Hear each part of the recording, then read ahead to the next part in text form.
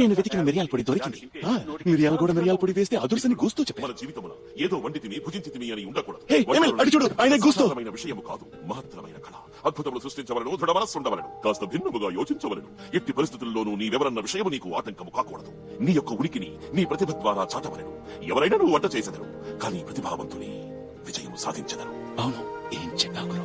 కానీ అది కొనసాగలేదు. గూస్తో రెస్టారెంట్ తన 5 స్టార్ అర్హతను కోల్పోయింది. గూస్తో వంటకాల్ని యాంటన్ ఈగో అనే విమర్శకులు ఎంతో కఠినంగా విమర్శించారు. అది గూస్తో ఏమాత్రం తట్టుకోలేకపోయారు. అది విన్న కొద్ది క్షణాల్లోనే మనసు విరిగి స్వర్గీయులయ్యారు. నిజం చెప్పాలంటే ప్యారిస్ ఓ అద్భుతమైన పాకశాస్త్ర ప్రావీణ్యుని కోల్పోయి గూస్తో చనిపోయారా?